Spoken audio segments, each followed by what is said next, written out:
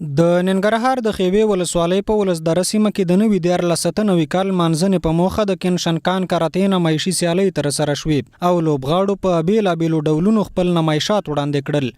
د دې نمایشاتو لپاره د ننګرهار په شمول د کابل، فراه او ایټالیا هیواد څخه هم د نندارې په موخه خلک راغلي وو. لوبغاړي وایي په دې برخه کې هڅې کوي او که پاملرنه ورته وشي د نړۍ په کچه به هم اتلولۍ ترلاسه کړي.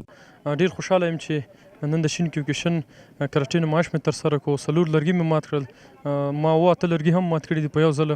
او زه د چارواکو نو د مالدار خلکو دا وختن لرم چې زموږ سپورټ وکړي، موږ سره یو ځای شو چې عیسایي مسابقو د اسیا په سطح وجنګیږو، افغانستان ته مقامونو افتخار راوړو.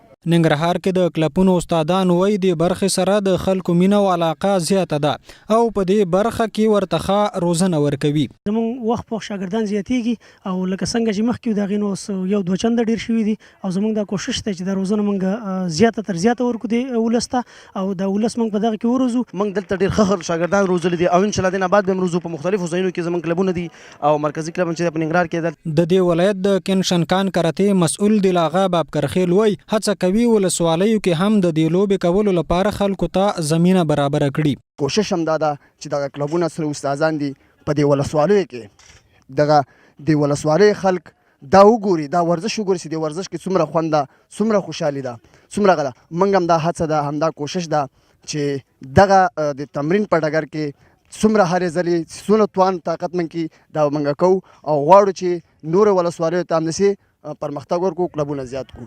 په افغانستان کې د کینشنکان کراته بنسټګر او د همدې فدراسیون مشر داود اویاما وایي 3 کاله کېږي چې د غلوبۍ افغانستان ته راوړي او په کمه موده کې لوبغاړي ډیر پیاوړي شوي دي.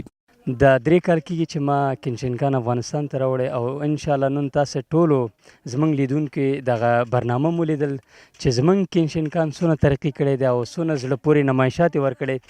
زما هیله او ارمانونه دا چې زموږ د کینشنکان لوبغاړي په راتلونکو پروګرامونو کې د افغانستان په سطح، د اسیا په سطح، د نړۍ په سطح افغانستان ته اتلولۍ راوړي. دا سیالۍ د بهسودو، کامې او خیوې ولسوالۍ د شورا مشر انجینر عبدالبصیر برابر کړي وي او له نورو مشرانو هم غواړي چې د لوبغاړو د تشویقولو لپاره داسې لوبې برابر کړي.